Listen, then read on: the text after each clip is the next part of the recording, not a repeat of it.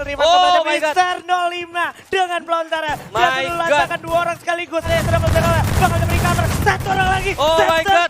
Oh my god, dikurung dan dikasih gol. Bakal coba tiarap. Pelontarnya 2 sekaligus. Lagi-lagi Mister 05 dengan keajaiban peluru pelontarnya. Runway to 0, clear for takeoff. Clear for takeoff, runway to 0.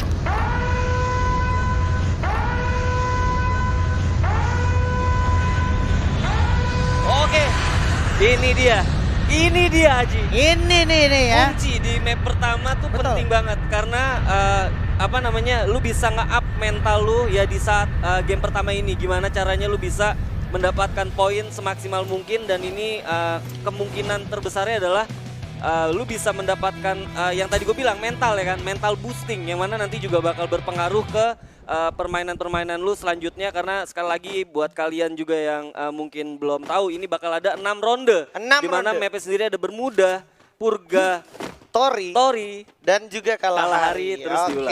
Oke. Dan yang sudah sangat mencuri perhatian saya nih map atas, Pak.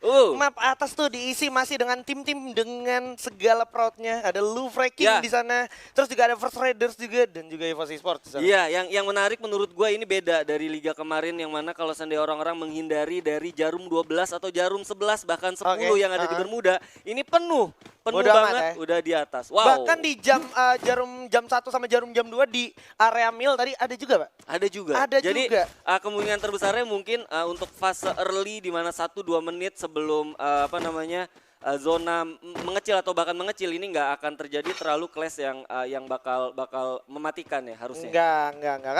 Tapi nggak mungkin juga karena nggak nutup juga karena lu tahu sendiri rotasi dari observe ke Bullseye itu gampang banget pakai launcher ya kan. Iya, pakai launchpad ya. Kayak Shipyard, Bullseye, Graveyard dan juga Observatory itu satu kesatuan yang nggak mungkin lepas ya. Jadi nggak boleh lengah dan nggak boleh berlama-lama di sana boleh gue bilang. Iya, itu udah kayak saudara kembar gitu ya kan. Betul. Dan yang sudah terlihat di minimap juga kalau lo perhatiin sebenarnya jarak mereka sangat capable. Ini dia sedikit karena Mio sudah ada tembakan-tembakan panas datang dari Kapten Halcyon bersiap untuk memantau di depan. Firing pun datang lagi ke arah Black, di mana Black udah cukup sekarang ternyata sudah terjepit Ame dari samping. Melihat seseorang dibuka gluol untuk membuka jalan. Amek masih dengan 1 AN94-nya saja. Coba adu lawan seorang Kapten Halcyon dengan AWG-nya. Udah jatuh 1 orang. Amek pun sudah sulit untuk tertolong. Amek malah akhirnya akan menjadi korban kali ini. Iya, dan kalau gua rasa ini bakal susah banget buat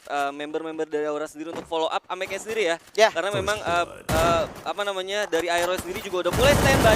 Ini dia ada Kapten Deadly. Bakal coba lari. Mana udah berhasil knock dan 2 orang sekaligus bakalan menjadi api yang terbakar. Aura Fire is here. Mencoba mencari sisa player dari Aerowolf di depan. Aerowolf Pro Team sini masih ada Bang dan juga Jas yang tersisa. Sementara firing terjadi dari arah bawah. Bagus banget dengan EP5-nya sehingga berhasil menjauh seorang Bang. Sisakan Jas saja. Last man standing di sini. Mampukah Jans memanfaatkan kesempatan untuk melarikan diri atau tidak bisa selamat dari bakarnya api? Ya, tapi kayaknya nggak akan di follow up karena gua ngelihat dari membernya sendiri, dari Aura Deadly sendiri dia nggak coba untuk follow up ya. Dan gua rasa jadi satu nafas panjang buat Aero karena game pertama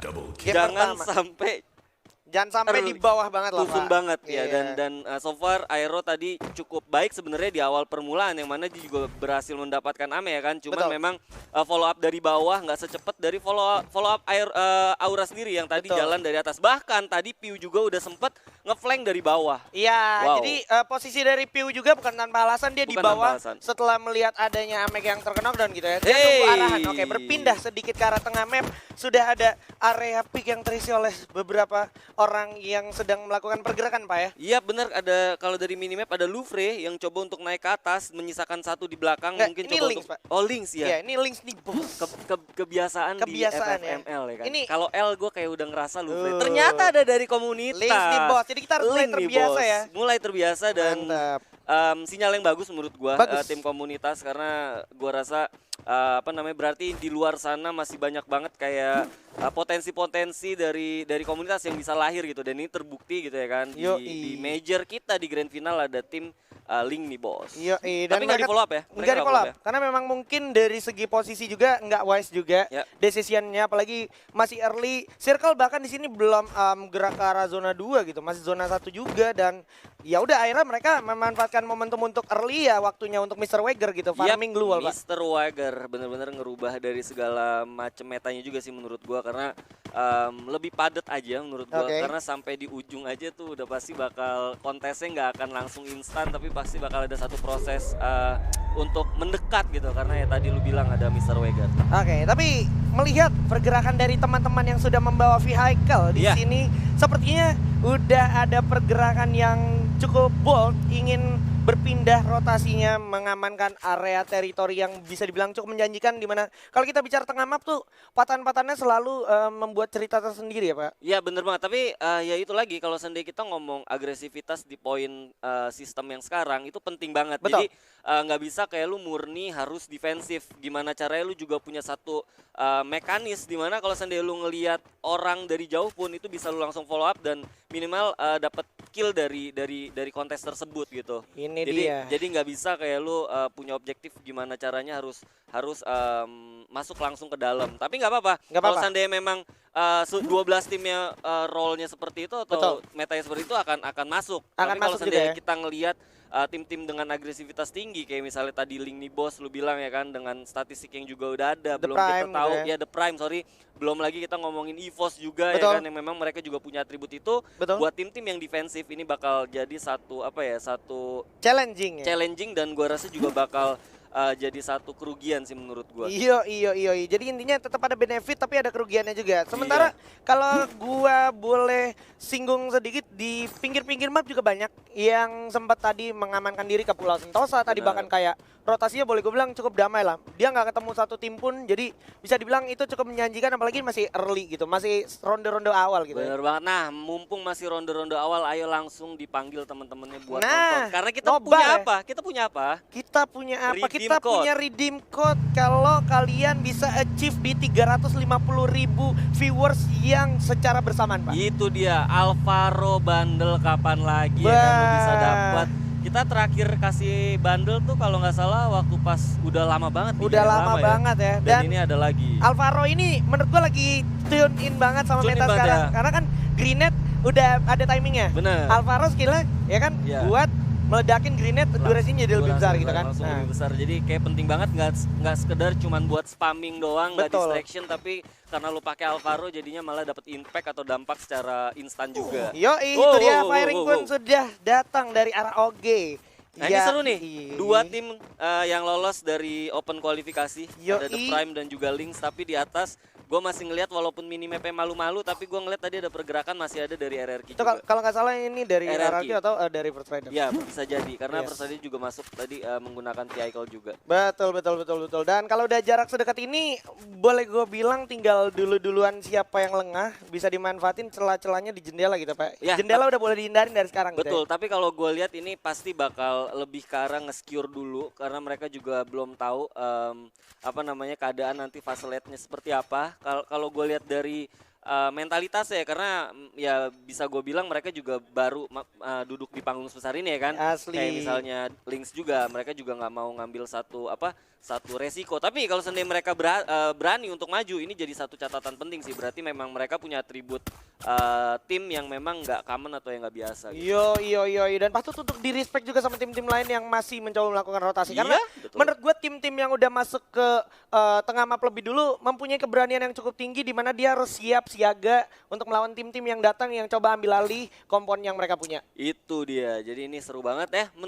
Masih sesuai dengan prediksi gua tadi, karena kalau lihat dari spraynya atau penyebaran dari tim-tim yang ada di fase turun tadi, ya ini yang akan terjadi gitu ya kan. Yes. Gue masih nunggu sih beberapa tim yang tadi kalau kita lihat The Prime dengan statistik yang cukup agresif, tapi mereka coba untuk nerapin permainan yang cukup defensif. Nah, gue penasaran ini dari sisi EVOS sendiri seperti apa. Apakah mereka masih coba untuk nahan di luar nunggu info boxnya di zona ketiga ya Nah, kan.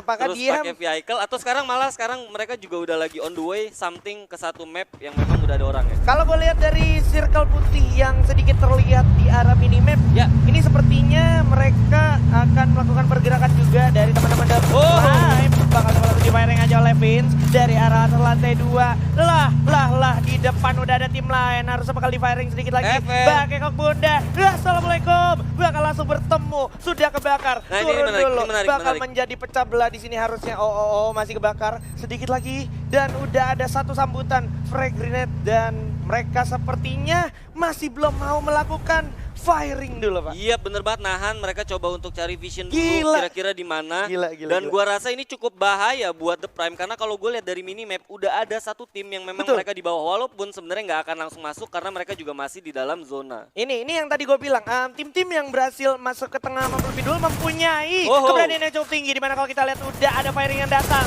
Siap, satu kamar berempat. It's Wow. okay bro, masih ada blue wall. Oh Awas, my God. ada Ergo lain harus kena dalam playzone. Limsi dari belakang. Wow, Awas, satu orang. masuk ke dalam. Dick sudah berhasil loncat dengan double barrel. Oh my God. Masih ada Mampues juga, kehilangan 2 orang. Masih ada Joker dan juga Mampues. Wow, satu-satu. Harus terkenal dan juga menyisakan 1 orang aja Joker. Oh. Shot, 1 kill di sini dari The Prime OG.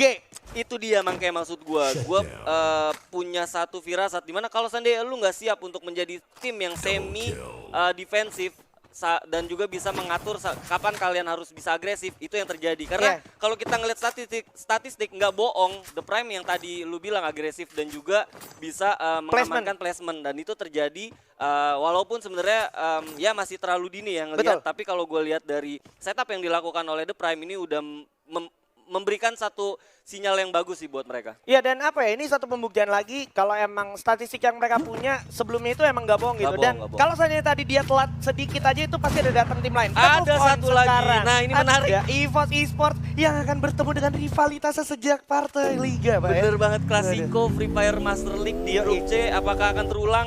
Tapi Ini kayak dia. bakal terulang. Udah ada Abu juga yang merasakan kehilangan setengah darahnya, bakal cepet tembak ke kepala Set 13. Oh my god, Mr. Home masih bisa mengamankan dirinya. Di bawah juga ada satu tim lagi. Awas kali kayak kebakar. Udah maju sendirian, ada Street. Di bawah juga kalau kita perhatikan sudah ada satu tim lagi. Feridol masuk ke dalam rumah, loncat dulu, masuk ke lantai 2. Di bawah masih mencoba menunjukkan momentum. Langsung turun, coba regroup teman-teman dari EVOS Esports. Udah ada berhasil dapetin satu Kelvin dengan satu frag grenade. Mr. Home berhasil dapetin Abu. Langsung coba diajar aja. Coba revive dulu. Oke, Kelvin berhasil revive kepada Mr. 05 dengan pelontarnya. Berhasil lancarkan 2 orang sekaligus. Langsung coba dieksekusi begitu saja. Sudah kehilangan satu Mr. Home. Zico juga udah sulit banget untuk tertolong. Bersiap seorang Street maju ke depan. Dan sudah bergerak. Bakal diberi cover. Satu orang lagi. Oh my god. Oh my god, dikurung. Dan dikasih gol. Masih bisa selamat. Satu orang. Coba revive dulu. EVOS doing EVOS things. And that's it. Oh my god, Ada Red Bull Onyx. Rebellion Ada harus Onyx. rata karena ada satu pelakor tamu tak diundang bersiap datang. Ini dia bahaya, Olympus, sang juara kita di fase Spring. Apakah akan kembali untuk merebut tatanya di sini di Fall Season?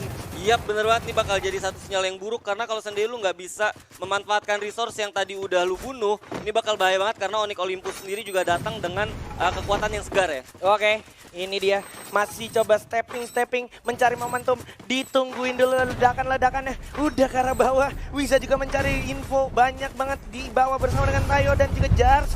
Masih ditungguin. Bakal Ada cabut ya? Kaleng juga Bakal mencoba menghilangkan stepping tapi tidak luput dari peluru yang datang ke arah teman-teman EVOS Esports. Di mana masih bakal coba tiarap. Pelontarnya 2 sekaligus. Lagi-lagi Mr. Rolima dengan keajaiban peluru pelontarnya. Satu melawan 2 orang sekaligus. Satu peluru aja. Ini satu di mana lu juga bisa belajar. Kalau seandainya lu nggak benar-benar siap, lu nggak benar-benar tahu apa yang lu lakukan, jangan coba-coba untuk jadi pihak ketiga atau join party di pertarungan. Apalagi tahu-tahu yang lu temuin adalah tim seagresif tim EVOS dan Yoi. itu yang terjadi. Malah Itu yang tanggung-tanggung terjadi. dan akhirnya Wiza hanya tersisa sendirian. Betul, itu Dan dia. ada Seperti yang satu gue juga. sempat Ada bilang. satu juga. Ada Jans juga, sang lone survivors kita yang berasal dari Pulau Mil. Harus bertemu dengan Kapten Wiza. Iya. Bakalan mencoba melarikan diri terlebih dahulu. Tapi Wiza kalau kita perhatikan saat Wow. lagi zona juga bakal menggigit mereka berdua. Jalan. Harus memilih untuk lari, melarikan diri. Sementara di atas sudah ada tim yang siap menunggu. EVOS juga Dari udah kiri mulai. dan kanan. Tinggal pilih aja. Mau tumbang lewat kiri atau Ah, kanan. Ada The Dix Prime. dari The Prime. Dengan satu SPD-nya. Sementara Wiza akan menjadi orang yang bakal diabaikan terlebih dahulu karena di depan sudah ada teman-teman dari RRQ Hades. Iya betul banget, gua rasa ini bakal jadi satu catatan juga untuk The Prime karena mereka juga saat maju itu udah ada 3 tim dan bener aja satu berhasil langsung dibunuh sama tim RRQ. Oke, Kapten Legal tentunya dengan 1M14 yang sangat mematikan dari arah kejauhan juga Pac-Man setelah kemarin main cukup spektakuler dengan 1M-nya. Kita Dan bisa dapet lihat zona circle juga. kecilnya di RRQ Hades, Iya. di The Prime dan juga di satu tim lagi. Ada Aura juga, Pak. Aura Esports. Nah ini bakal Pak. menarik banget karena ada 2 tim yang agresif juga masuk dari zona. Ya walaupun sebenarnya kalau gue lihat The Prime hanya misalkan 2 orang. Nah ini menarik menurut gue. Menarik karena ada juga BTR yang berhadapan dengan Boss Nightmare. Oke, bakal langsung dipasang luar kiri dan kanan. Di samping sudah ada EVOS, di samping kanannya lagi sudah ada Boss Nightmare. Tinggal milih mau berantem di jalur yang sebelah mana. EVOS juga kehilangan banyak darahnya, harus gulung medical kit-nya dulu. Iya betul banget, memanfaatkan patahan. Gua rasa ini menjadi satu advantage buat EVOS. Walaupun sebenarnya masuk ke dalam zona itu juga bukan pekerjaan yang mudah banget buat EVOS. Langsung kelihatan Aji. Yes, masih bakalan dua-dua dulu split posisinya Abu. Bersiap mengcover temannya yang cukup sedikit telat. Masuk ke arah zona berikutnya, di mana zona udah semakin berjalan, semakin keras. Di depan Fire dan juga Haide juga bakal tumbang oleh Lynx nih bos. Masih ada Imgat yang berhasil dapetin satu gun, tapi Riza udah bakal jatuh oleh Vince. Lagi-lagi Lynx nih bos, benar-benar menunjukkan eksistensinya. Ya! Di belakang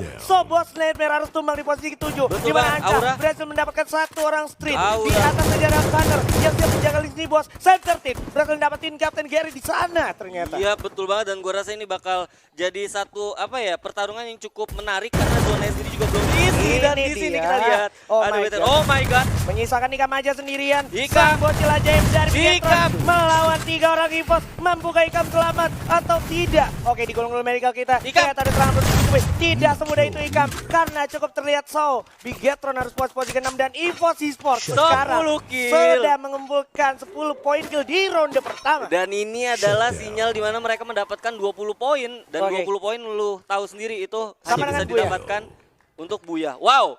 Dan kita lihat udah 4 tim. Ini menarik menurut gua karena zonanya sendiri ini bukan sekali lagi bukan hal yang mudah juga buat EVOS masuk. Ini Walaupun dia. sebenarnya oke. IC Gun bakal coba dibuka di mana samping masih ada Lynx nih bos. Depan ada RRQ Hades, sang penghukum tim-tim yang masuk ke late game. Dimana Pac-Man berhasil dapetin 1.